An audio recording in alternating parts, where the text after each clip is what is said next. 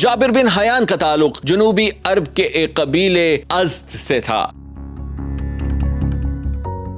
والد کا سایہ سر سے اٹھ گیا جو مختلف خوشبوئیں اور عطر بنا کر فروخت کیا کرتے تھے۔ جابر بن حیان جوان ہو کر والد کے آبائی شہر کوفے منتقل ہو گئے۔ امام جعفر صادق رحمت اللہ علیہ کی شاگردی اختیار کر لی۔ لوگوں کو سونا بنانے کے عمل میں گزرتے ہوئے دیکھا تو انہیں بھی اس کا شوق پیدا ہو گیا۔ ہارون الرشید کے وزیر یحییٰ برمکی کی چہیتی بیوی جابر بن حیان کی دوا کے ایک گھونٹ سے آدھے گھنٹے سے بھی کم وقت میں صحت یاب ہو گئی۔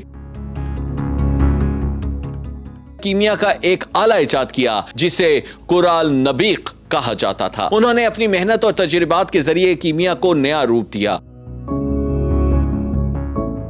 دنیا اسلام کے مشہور ترین کیمیا دان تھے، کیمسٹری کا باپ بھی کہا جاتا ہے۔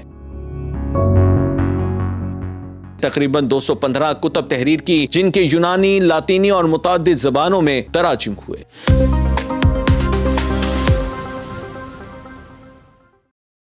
سائنس کی تاریخ میں جابر بن حیان کو ایک عظیم شخصیت کے طور پر جانا جاتا ہے۔ وہ دنیا اسلام کے مشہور ترین کیمیا دان تھے۔ انہوں نے سائنسی علوم کی ترویج کے لیے بے پناہ خدمات پیش کی۔ ان کے شاندار کارناموں کی بدولت دنیا آج بھی ترقی کی راہ پر گامزن ہے۔ انہوں نے سال ہر سال تحقیق، مشاہدات اور تجربات میں گزارے اور جدید کیمیا کی بنیاد رکھی۔ جابر بن حیان کو کیمسٹری کا باپ بھی کہا جاتا ہے۔ وہ جغرافیہ نگار، فلکیات، طبیعیات اور دیگر علوم میں ماہر تھے۔ انہوں نے بے شمار کتب اور رسائل تحریر کیے۔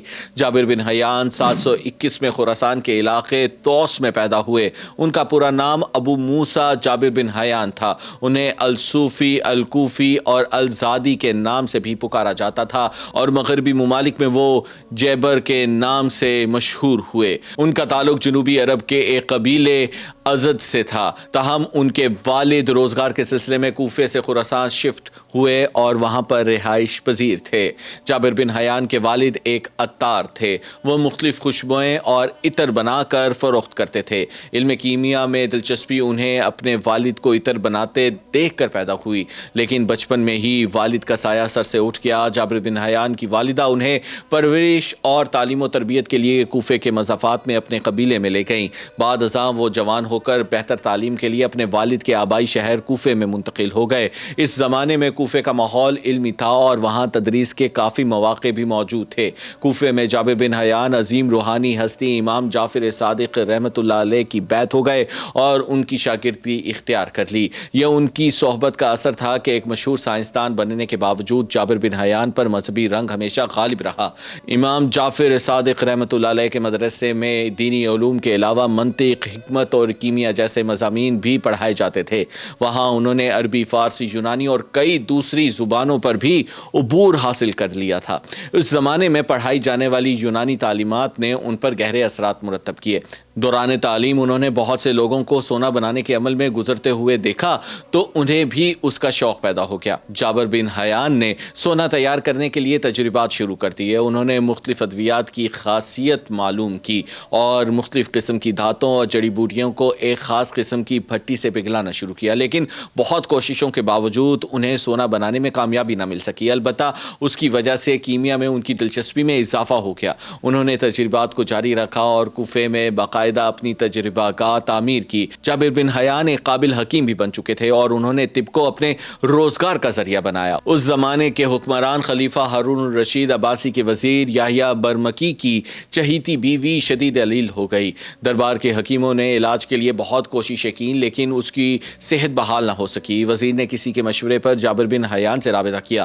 انہوں نے مریضہ کی حالت دیکھ کر اسے دوا کا ایک گھونٹ شہد میں ملا کر پلایا اور اس سے آدھے گھنٹے میں بھی کم وقت میں پہلے سے زیادہ اثر پڑا اور وہ صحت یاب ہو گئی، جس پر یحییٰ برمکی جابر بن حیان کے پاؤں میں گر گیا، لیکن انہوں نے ایسا کرنے سے منع کیا اور انہیں مزید دوا دے دی۔ جابر بن حیان کے اس کارنامے نے نہ صرف وزیر کے دل میں گھر کر لیا بلکہ ان کی شہرت دور دور تک پھیل گئی۔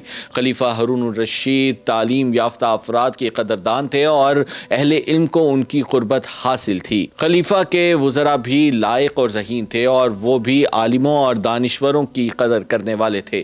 جابر بن حیان کی شہرت جب ہارون الرشید تک پہنچی تو خلیفہ نے انہیں دارالحکومت بغداد میں بلوا لیا اور وہاں دربار میں ان کی بڑی عزت افزائی ہوئی اور انعامات سے بھی نوازا گیا۔ تاہم کچھ عرصہ خلیفہ کے دربار میں گزارنے کے بعد وہ واپس کوفہ چلے گئے۔ کیمیا کے ساتھ ان کی دلچسپی میں اس قدر اضافہ ہو گیا کہ وہ دن رات اس کے مطالعے اور تحقیق میں مصروف رہتے تھے۔ جابر بن حیان نے اپنی تحقیق اور تجربات کی بنا پر کیمیا کا ایک آلہ ایجاد کیا جسے قرہ النبیق کہا جاتا تھا اور اسے کسی چیز کے عرق نکالنے کے لیے استعمال کیا جاتا ہے۔ اس آلے میں استعمال ہونے والے ایک برتن کو قرہ اور دوسرے کو نبیق کہتے ہیں۔ قرہ عموماً صراحی کی شکل کا ہوتا ہے اور اس کے ساتھ ایک لمبی نالی لگی ہوتی تھی، جبکہ دوسرا حصہ پہلے حصے میں اچھی طرح پھنس جاتا تھا۔ اس دور میں قرہ اور نبیق دونوں اندھا اور چکنی مٹی سے بنائے جاتے تھے اور انہیں خاص طریقوں سے پکایا جاتا تھا۔ آج کے زمانے میں عطر تیار کرنے والے اس آلے کو عرق کھینچنے کے لیے استعمال کرتے ہیں، لیکن یہ آلہ اب مٹی کی بجائے لوہے سے بنایا جاتا ہے۔ جابر بن حیان نے کیمیائی مرکبات، کاربونیٹ، آرسینک، سلفائڈ اور الکوہل تیار کیے تھے۔ انہوں نے دنیا کو پہلی بار alcohol, nitric acid, hydrochloric acid اور فاسفورس سے روشناس کرایا۔ نائٹرک ایسڈ بناتے وقت انہوں نے بہت سے برتن ضائع کیے اور وہ تیزاب کو جس برتن میں ڈالتے اس میں سوراخ ہو جاتا تھا۔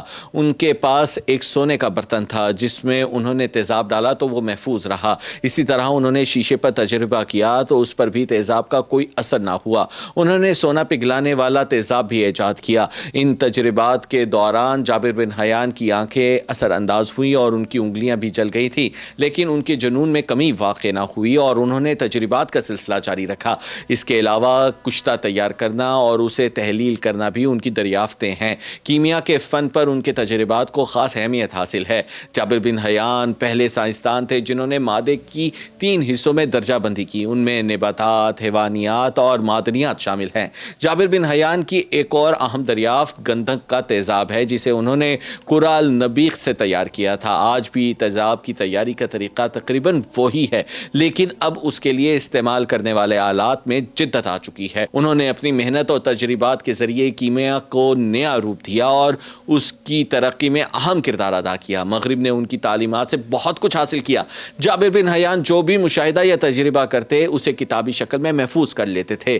انہوں نے اپنی کتابوں میں فولاد بنانے، چمڑے کو رنگنے، لوہے کو زنگ سے بچانے، دھاتوں کو صاف کرنے، خضاب کو تیار کرنے اور اس قسم کی درجنوں مفید اشیاء بنانے کے طریقے بیان کیے ہیں۔ اس زمانے میں لوگ بالوں کے رنگنے کے لیے مہندی کا استعمال کرتے تھے۔ جابر بن حیان نے ایسے کیمیائی مادہ ایجاد کیا جو بالوں کو کافی عرصے تک سیاہ رکھتا تھا۔ انہوں نے سونے کو زنگ سے محفوظ رکھنے کا طریقہ بھی ایجاد کیا اور ادویات کو محفوظ رکھنے کا طریقہ بھی انہی کی تخلیق تھی۔ انہوں نے ایک ایسے دور میں یہ کارنامے سر انجام دیے جب سہولیات کا فقدان تھا۔ وہ دھاتوں کو گرم کر کے ان کا کشتہ بنانا جانتے تھے۔ انہوں نے اس موضوع پر ایک کتاب بھی لکھی تھی۔ جابر بن حیان نے تقریباً 215 کتب تحریر کی جو آج بھی محفوظ ہیں۔ ان کی تصانیف کو مجموعہ جابری کہا جاتا ہے۔ ان میں زیادہ تر کتابیں علم کیمیا، جادو اور شیعہ مذہبی فلسفے پر مرکوز ہیں۔ اس کے علاوہ ان کی کتابوں کے دیگر موضوعات میں علم فلکیات، طب، دواسازی، حیوانیات، نباتات اور مابعد الطبیات، جبکہ منطق اور گرامر وغیرہ شامل ہیں۔ ان کی مشہور کتاب الکیمیا کے یونانی، لاطینی اور متعدد دیگر زبانوں میں تراجم بھی ہو چکے ہیں۔ ان کے 70 لیکچرز پر مبنی کتاب السبعین کا لاطینی زبان میں ترجمہ کیا گیا۔ اس کے علاوہ ان کی کتابوں کے دیگر موضوعات میں علم فلکیات، طب، دواسازی، حیوانات، نباتات، مابعد الطبیعات، منطق اور گرامر وغیرہ شامل ہیں۔ جابر بن حیان نے کیمیا کی کتب کے علاوہ اقلیدس کی کتاب اصول علم ہند کی اور المجسطی بالتیموس کی تفسیریں بھی لکھی ہیں۔ انہوں نے منطق اور شاعری پر بھی رسالے تصنیف کیے۔ جابر بن حیان نے علم کیمیا میں ارسطو کے بیشتر نظریات میں ترمیم کی۔ ان کے نظریات میں 18ویں صدی عیسوی تک کوئی تبدیلی نہیں ہوئی۔ انہوں نے اپنی جستجو، محنت اور تجربات کی بنا پر علم سائنس، خاص طور پر کیمیا میں جو جو کارنامے سر انجام دیے وہ رہتی دنیا تک ایک عظیم سائنسدان کے طور پر ان کے نام کو زندہ رکھیں گے۔ جابر بن حیان کی تقریباً تمام تصانیف کی تراجم لاطینی اور یورپی زبانوں میں کیے گئے تھے۔ کیمسٹری کے میدان میں ان کی تخلیق کا ڈنکا 800 سے 900 سال تک بجتا رہا۔ 18ویں صدی میں جدید کیمیا کے احیاء سے قبل جابر بن حیان کے نظریات کو ہی حرف آخر خیال کیا گیا۔ کیمیا دان کی حیثیت سے ان کا ایمان تھا کہ کیمسٹری میں تجربہ سب سے زیادہ اہمیت رکھتا ہے۔ انہوں نے اس بات کا عملی ثبوت دیتے ہوئے بتایا کہ سیکھنے کے لیے مطالعے کے ساتھ ساتھ تجربات کی بھی ضرورت ہوتی ہے۔ 900 عیسوی تک کسی بھی تاریخ دان نے ان کا ذکر نہیں کیا۔ جابر بن حیان کا سب سے پہلا ذکر بغداد کے مصنف ابن ندیم نے اپنی کتاب الفہرست میں کیا۔ یہ کتاب انہوں نے 987 عیسوی میں تحریر کی تھی۔ ابن ندیم نے اپنی پہلی کتاب میں جابر بن حیان کے کارناموں کی فہرست مرتب کی اور ان کے متعلق گردش کرنے والے مختلف دعووں کے بارے میں ایک مختصر نوٹ شامل کیا تھا۔ جابر بن حیان کو بعد کے قرون وسطیٰ کے اکثر اسلامی سوانح نگاروں اور مورخین نے نظر انداز کیا اور ابتدائی شیعہ سوانح نگاروں نے بھی اپنی تصانیف میں جابر بن حیان کا ذکر نہیں کیا۔ ان میں ابو عمر کشی، احمد بن علی نجاشی اور ابو جعفر الطوسی وغیرہ بھی شامل ہیں۔ محمد بن اسحاق ابن ندیم کے دور میں کچھ لوگوں نے جابر بن حیان کی موجودگی کو مکمل طور پر مسترد کر دیا تھا اور یہ سوال اٹھایا تھا کہ آیا جابر بن حیان کی تصانیف واقعی ان کی لکھی ہوئی ہیں؟ بغداد کے فلسفی ابو سلیمان سجستانی اور ان کے شاگرد ابو حیان توحیدی نے ان کی تحریروں کی حقیقت کو صاف طور پر مسترد کیا، تاہم ابن ندیم نے اس دعوے سے اختلاف کیا تھا۔ برمکی خاندان کو خلیفہ ہارون الرشید کے زمانے میں جب عروج حاصل ہوا تو انہوں نے جابر بن حیان کو وزارت کے منصب پر فائز کر دیا تھا۔ ہارون الرشید کے انتقال کے بعد جب ان کے بیٹے خلیفہ مامون الرشید تخت نشین ہوئے اور برمکی خاندان پر زوال آیا تو جابر بن حیان کو کوفے میں قید کر دیا گیا، جہاں 25 دسمبر 1815 کو اسیری کے دوران ایک عظیم سائنسدان خالق حقیقی سے جا ملے۔ جابر بن حیان کے کارناموں کی ایک لمبی فہرست ہے۔ انہوں نے سائنس کی دنیا میں انقلاب برپا کیا، اپنی تحقیقی اور تجربات کی بنا پر سائنسی علوم کو وسعت دی اور بہت سی ایجادات ان کی پہچان بنی۔ ان کی تخلیقات نے علم کیمیا کو دنیا میں ترقی کی راہ پر ڈالا۔